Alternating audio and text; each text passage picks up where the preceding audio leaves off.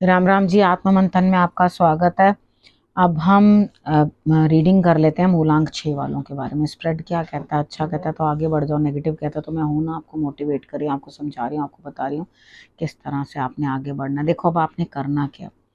Spread सामने है, उपाय बता रही हूँ आप लोगों को।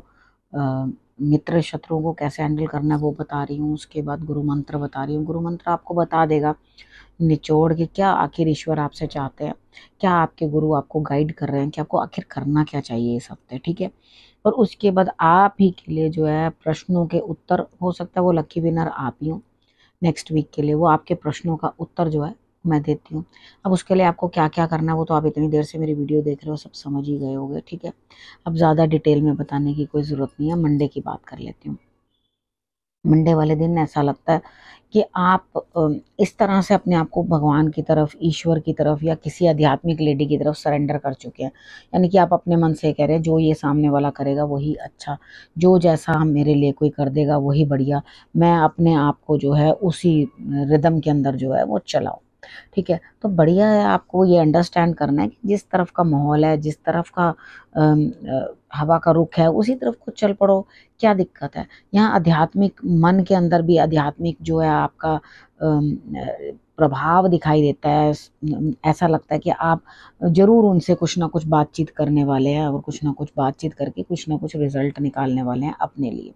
ठीक है। अब उसके बाद ट्यूसडे की बात कर लेते हैं। ट्यूसडे वाले दिन मुझे ऐसा लगता है यहाँ स्थिति कुछ इस तरह की बनती हुई दिखाई देती है कि आपके लिए कहीं ना कहीं कुछ ना कुछ ऐसा है कि स्ट्रेस लेवल बढ़ता हुआ। अब यहाँ पे आपके पास किसी चीज़ का कोई अभाव नहीं है, कोई चीज़ की कमी नहीं है, लेकिन उसके बावजूद भी आपके मन में कोई आइडिया नहीं है। यानी कि आप उधेड़-बुन में हैं, मैं क्या करूँ, क्या ना करूँ, कैसे ना करूँ। यहाँ पे चोट चपेट लगने के चांसेस, स्ट्रेस कुछ जलने से दिक्कत हो सकती है, या स्ट्रेस किसी की शैतानी आपको भारी पड़ सकती है। पैर जरा संभाल कर चलना, पानी में या कीचड़ में पैर ना फिसल जाए, ध्यान से थोड़ा जो है आपने चलना है। और इस चीज़ का आपने ध्यान रखना है कि आप जो करने वाले हैं उस चीज़ को आपने किस तरह से इम्प्लीमेंट करना है। देखो थोड़ा शांत मन से बैठोगे, हनुमान जी की आराधना मंगलवार वाले दिन कर लेना। गुड़ चना उनको ज़रूर अर्पण करना, उनकी सेवा करना, उनका नाम लेना, और उसके बाद जो है आपने सब चीज़ें जो हैं सामने अंडरस्टैंड कर लेनी है। अब बात करते हैं वेडनेसडे की। वेडनेसडे वाले दिन मुझे ऐसा लगता है यहाँ पे भी आप इमोशनली परेशान हैं, कुछ कहना चाहते हैं अपने बारे में, कुछ बोलना चाहते हैं, गड़बड़ हो रहे हैं इमोशंस, आपको सपोर्ट की ज़रूरत है, लेकिन यहाँ पे आप छल कपट इस्तेमाल करोगे। ठीक है। यहाँ पे आपकी कोई सुनने वाला नहीं है। मैं सीधी बात बताऊँ, सबको पता है कि आपने किसी की बात नहीं माननी, किसी की बात समझनी नहीं है। यहाँ इमोशंस डिस्टर्ब होंगे, दिक्कत होगी, उसी टाइम पे आपका डाउनफॉल शुरू हो जाएगा। वेडनेसडे वाले दिन मुझे आपके लिए कोई दिन अच्छा नहीं लगता, लेकिन आपने थोड़ी समझदारी दिखानी है। अपने रोने किसी को मत सुनाओ, बिकॉज कोई भी सुनने वाला नहीं है। यहाँ पे चीज़ों को समझने की कोशिश करो थोड़ा सा। अगर स्मार्टनेस दिखाओगे ना तो ये दिन बढ़िया निकल जाएगा, नहीं तो सारा दिन रोते ही निकल जाएगा आपका, क्योंकि आपके इमोशन सेट नहीं है। आपको ये समझ में नहीं आ रहा करूँ तो करूँ कि आगे कुआं और पीछे खाई, यानी कि आपको दिक्कतें जो हैं अनुभव हो रही हैं। उसके बाद बात करते हैं थर्सडे की। थर्सडे वाले दिन मुझे ऐसा लगता है यहाँ पे आप कहीं ना कहीं अपने आप को ऐसा महसूस करोगे, बातचीत से बात बनाने की कोशिश करोगे तो बढ़िया है, बातचीत से बात बनाओ मगर बहस मत करना। ठीक है। यहाँ पे आप दूसरों के, देखो व्यूज़ अलग हो सकते हैं, बातें अलग हो सकती हैं, लेकिन क्या है यहाँ पे जब दूसरों के व्यूज़ अलग हैं, बातें अलग हैं, तो आपको किस लिए अपने आप को इतना ज़्यादा किसी चीज़ में इन्वॉल्व करना है। आप सबकी सुनिए और अपनी सुनाइए। ठीक है। यहाँ पे मुझे लगता है आपको इम्पोर्टेंस मिलने वाली है, लेकिन पहले अपने गुरु को नमन कर लेना, गुरु को ज़रूर जो है आपने प्रणाम कर लेना है, उसके बाद ही आपने आगे बढ़ना है।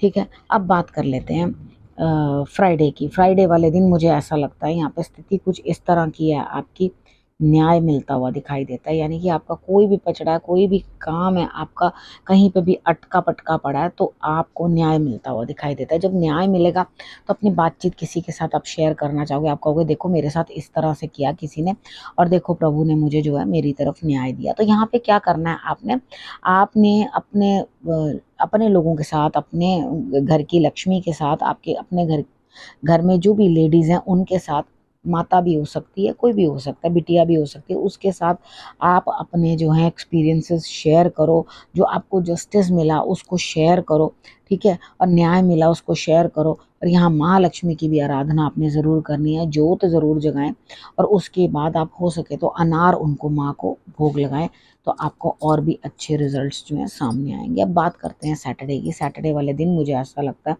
यहाँ आपकी स्थिति कुछ ऐसी है कि अंतर आत्मा जो है आपको कुछ गाइड करती हुई, कुछ समझाती हुई, कुछ बताती हुई, यहाँ पे जो अब आपकी सोल है ना, यानी कि अंतरात्मा जो है आपकी, वो आपको कुछ और गाइड करना है, यानी कि स्पिरिचुअल कुछ ना कुछ आपको बातें समझाने की, या कुछ ना कुछ इस तरह से आपको गुरु की प्राप्ति या गुरु की तरफ समर्पण, इस तरह से आपके लिए जो है प्राप्ति हो रही है।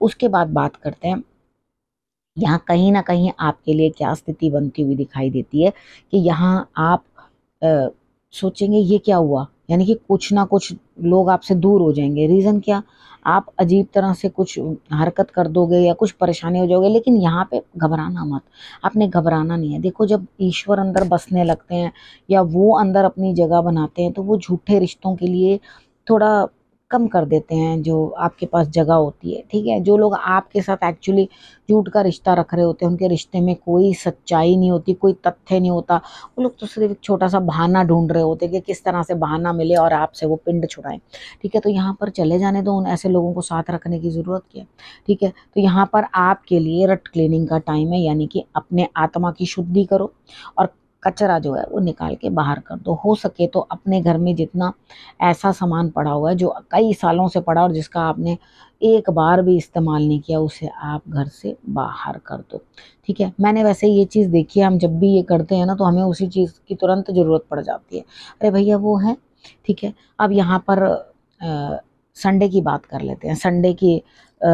संडे के दिन की क्या स्थिति है। यहाँ पर आप कहीं कुछ काम करने चाह रहे हो, लेकिन चाह तो रहे हो कि कुछ हो, लेकिन अभी मुझे लगता है डिलेड है और आप कुछ करोगे भी नहीं उसके रिलेटेड, यानी कि आप सिर्फ पुलाव बनाओगे खाली, और उसके बाद रिजल्ट जो है इतना बढ़िया नहीं होगा, यानी कि जाओगे और बैक टू पेविलियन वापस आ जाओगे, ठीक है। काम यात्रा की तरफ गए भी और उस काम को पूरा भी नहीं किया और वापस आ गए। अब उसके बाद यहाँ पे बात करते हैं कि आपके लिए क्या जो है सामने आ रहा है। तो यहाँ पर आपके लिए गुरु मंत्र क्या कहता है, या क्या गुरु आपको बताना चाहते हैं।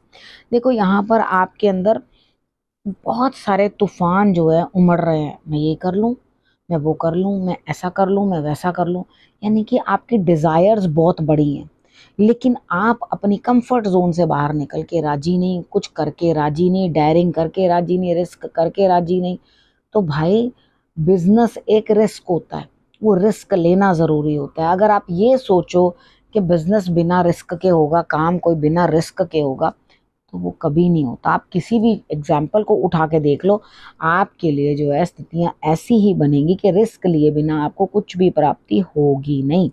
तो अब करना क्या है, आपने रखना है अपना और अपनों का अच्छे से ध्यान। फिर से आने का मेरा अगले हफ्ते करना है इंतज़ार। तब तक के लिए नमस्कार।